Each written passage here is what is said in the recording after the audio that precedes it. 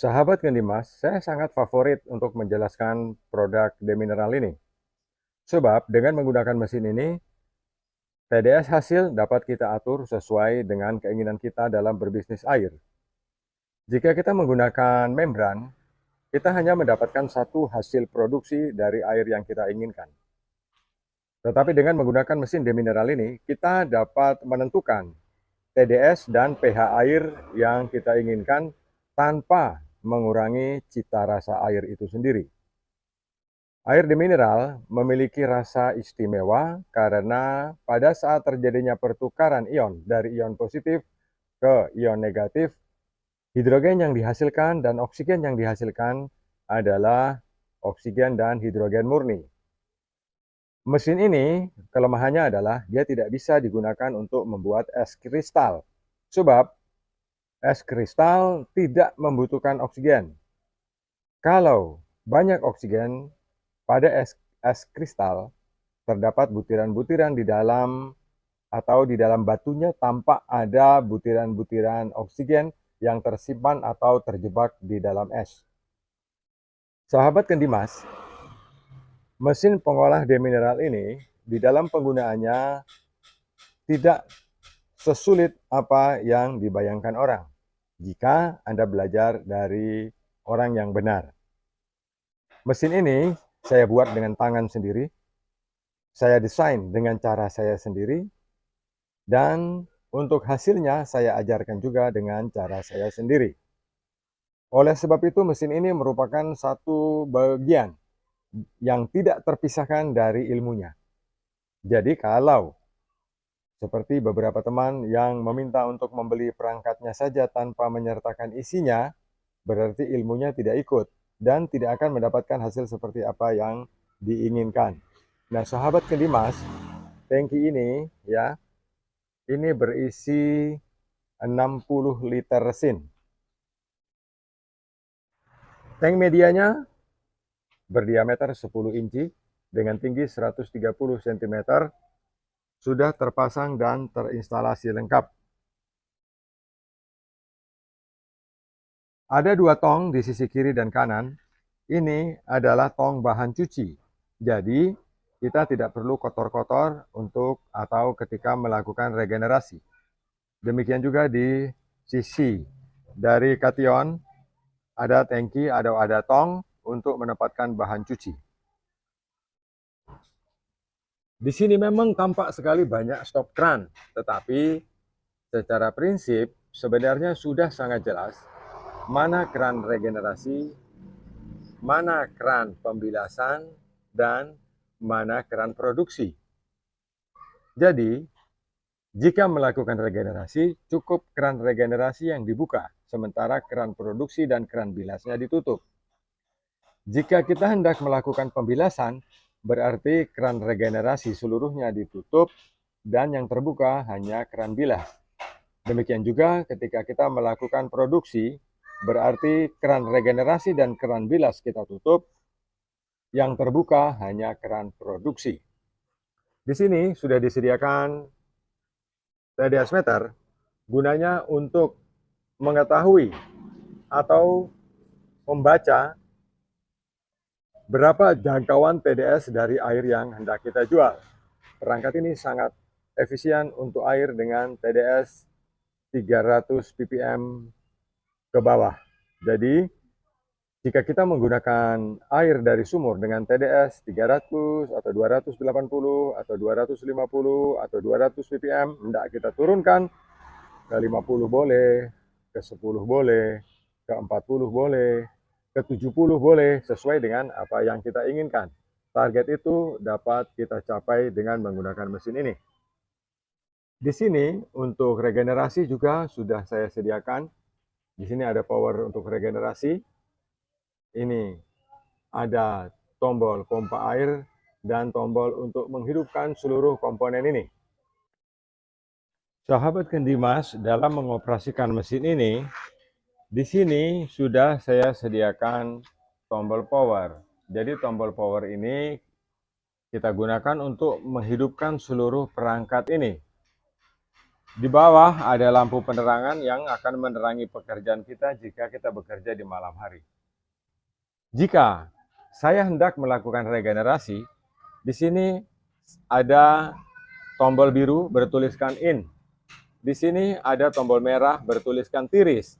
Ini adalah untuk meregenerasi kation. Demikian juga pada anion sama, tombol biru untuk in dan tombol merah untuk tiris. Ini kita gunakan untuk melakukan regenerasi di anion. Jadi, jika saya hendak melakukan regenerasi, saya akan menghidupkan pompa dari tong, ya, dari tong ini. Bahan cuci akan masuk ke dalam tangki anion.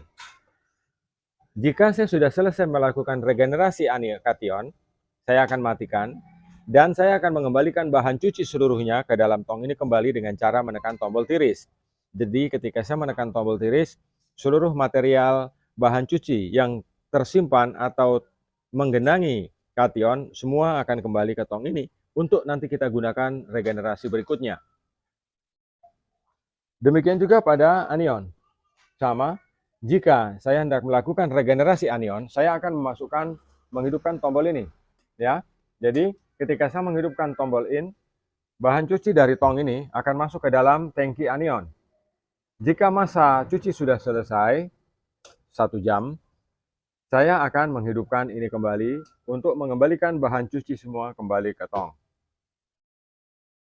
Apakah pada waktu kita melakukan regenerasi hanya kation duluan, baru kemudian anion? Tidak, kita melakukannya secara bersama-sama, sehingga durasi waktunya akan sama, akan pas.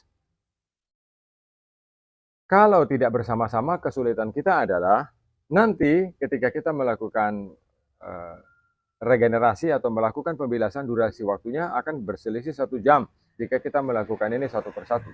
Jadi kita harus melakukannya bersama-sama. Jika kita menggunakan sistem demineral, khususnya dari mesin yang saya buat, kita bisa menentukan pH jangkauan secara spesifik. Misalnya TDS kita ingin 90, kemudian pH-nya ingin 7,5. Itu normal ya, berlaku untuk semua umat. Air itu bebas, bisa diminum untuk semua orang. Nah, kita bisa melakukan jangkauan itu setelah kita melakukan regenerasi. Jadi, saya tidak berhandai-handai atau tidak berusaha untuk membangun Anda punya impian yang kemudian impiannya itu jadi salah. Yang paling sering kita dengar adalah orang mengatakan seperti ini. Itu belum 1 jam sudah naik TDS-nya. Itu baru setengah jam produksi, TDS-nya sudah naik. Masalahnya di sini letaknya bukan pada jam. Jadi saya hampir tidak pernah, kalau saya pernah mengatakan mungkin saya lupa, tetapi sebenarnya secara prinsip proses produksi ini bukan bergantung dari jam, tetapi jumlah capaian air di dalam toren, di dalam tong. Ya, misalnya kita membuat air sumur ya. Saya tidak bilang ini air dari PDAM. Saya lebih menganjurkan untuk menggunakan air sumur. Kenapa harus menggunakan air sumur? Karena air sumur ini stabil. Jadi air sumur itu stabil. Air sumur hari ini sama dengan air sumur besok. Tapi kalau kita menggunakan air PDAM, itu kualitasnya tidak sama, tidak stabil. Jadi kita kebingungan mencari. Tetapi kalau kita menggunakan air sumur, TDS yang kita pakai hari ini itu sama dengan TDS yang kita pakai besok. Jadi airnya lebih stabil kalau kita menggunakan sumur. Jadi ketika kita menentukan batas regenerasi yang sudah normal, dia akan berlaku terus, tidak berubah lagi. Jadi misalnya kita mencuci dengan bahan kandungan 10% atau 5%, dia sudah menghasilkan air sesuai dengan apa yang kita inginkan. Tetapi ketika air itu berubah, nah kita tidak bisa mendapatkan hasil. Jangankan pengguna yang pemula, saya yang sudah menggunakan ini bertahun-tahun atau sudah mempelajari teknik ini bertahun-tahun, terkadang saya regenerasi juga tidak berhasil. Itu disebabkan banyak hal. Mungkin karena bahan cuci kita kualitasnya rendah, atau kurang, atau pencampuran kita tidak sempurna. Karena terkadang kita malas. Banyak orang yang menghubungi saya tentang mesin demineral ini, mereka mengatakan bahwa Pak, menggunakan mesin demineral itu sangat susah. Berbelit-belit, katanya begitu. Lebih baik enak pakai mesin RO, tinggal pajang, langsung hidup, langsung menghasilkan air, airnya buangannya banyak, itu hasilnya sedikit, tetapi kerja langsung enak gitu ya. Kalau saya berpikiran bahwa namanya kita bekerja ya harus susah ya. Kita bekerja ya harus susah, kita bekerja ya harus sulit. Namanya kita bekerja. Kalau kita punya pekerjaan berhasil, itu berarti rezeki yang kita dapat itu berimbang dengan kita punya pekerjaan. Tetapi kalau kita hanya mau enak-enak saja duduk, enak-enak nikmat, ya tentu ya rezeki yang kita dapatkan atau hasil yang kita dapatkan juga akan seperti itu enaknya. Jadi memang menggunakan mesin demineral ini memang susah ya. Tetapi kalau Anda diajari atau sahabat Ken Dimas diajari dengan cara yang benar, tidak susah, sangat mudah. Anda mungkin akan pusing-pusing 3 hari atau 4 hari, tapi sesudahnya Anda akan dapat nikmat. Sebab jika kita menggunakan mesin demineral ini, listrik itu kecil sekali ya. Seperti pompa air yang saya pasang di sini, ini pompa airnya hanya 125 watt dengan kapasitas pompa 18 liter per menit. Artinya 1000 liter per jam. Jadi, mesin yang paling cepat menghasilkan air dengan TDS paling rendah itu hanya mesin ini. Mesin ini masa pakainya lama, antara 5 sampai 7 tahun. Jadi, usianya lebih panjang. Kita tidak perlu menggandakan penggantian selama masa proses itu. Jadi, selama proses itu berlangsung, kita tidak membutuhkan penggantian. Misalnya, sekarang kita beli membran 1, 2.700.000. Yang kondisi airnya buruk, nanti bulan depan harus beli lagi 2.700.000. Bulan berikut, beli lagi ya, seperti itu. Jadi, jika kita menggunakan mesin demineral, ini biayanya sangat sedikit. Jika kita menggunakan air sumur, kemudian kita olah dengan demineral, kualitas airnya rasanya juga enak. Rasanya nikmat, segar, tidak ada keluhan pahit atau sejenisnya. Jadi, keluhan konsumen terhadap cita rasa air yang didapat itu matching, artinya cocok dengan semua lidah pelanggan. Nah, sahabat Ken Dimas, misalnya dalam 1 bulan kita menjual air 200 galon 1 hari, listrik yang kita butuhkan untuk mengolah air selama 1 bulan itu sekencang-kencangnya hanya Rp53.000 beban listriknya. Tetapi jika kita menggunakan mesin lain, Anda pasti akan membayar listrik lebih dari Rp1.000.000. Itu perbedaannya. Jadi penghematan terjadi di beban listrik. Ada yang mengatakan, Pak itu bahan cucinya kan juga beli. Tapi jika kita hitung antara bahan cuci dengan penggunaan mesin ini dan hasil produksinya, per 1 galon, mesin ini akan meminta biaya per 1 galon itu hanya Rp750 per 1 galon. Itu sudah termasuk beban listrik, termasuk beban pompa air di sumur, dan beban pompa air di mesin ini. Jadi sangat murah. Jadi kalau misalnya kita menggunakan mesin lain, kita tidak akan mendapatkan biaya produksi serendah itu. Jadi, jika kita menggunakan mesin ini, kita menjual air dengan harga 7.000, itu 2.000-nya adalah biaya produksi termasuk tukang isi galon. Yang 5.000 itu punya kita. Kita bisa berbagi dengan orang lain. Tetapi kalau kita jual air mepet-mepet, bagaimana mungkin kita bisa berbagi ya? Kita punya banyak masalah dengan pekerja, kita punya masalah di akhir bulan dengan penggajian, dan banyak hal yang menghambat ketika kita menjual air Rp5.000. Nah, sahabat Ken Dimas, ini adalah solusi mesin dengan solusi biaya yang paling murah, menghasilkan air dengan kualitas terbaik. Beberapa orang yang sudah membeli mesin ini, kebanyakan mereka datang juga dari jauh, mereka belajar ke sini, saya ajari sampai bisa, baru kemudian mereka pulang untuk memasangnya sendiri di tempatnya.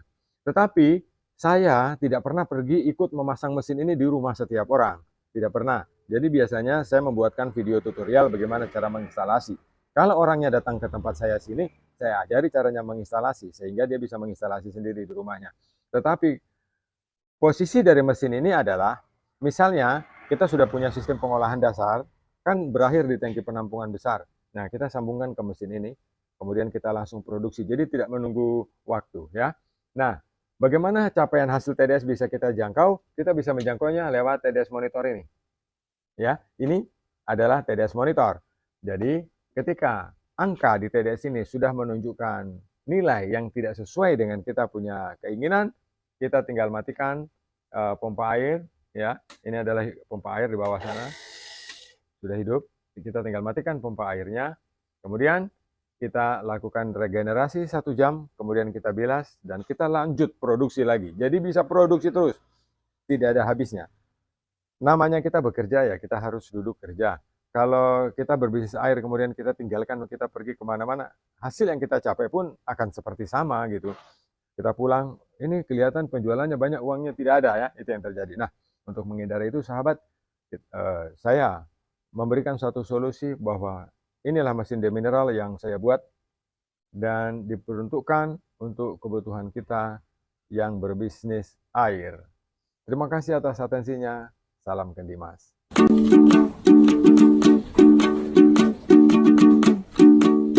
Bulan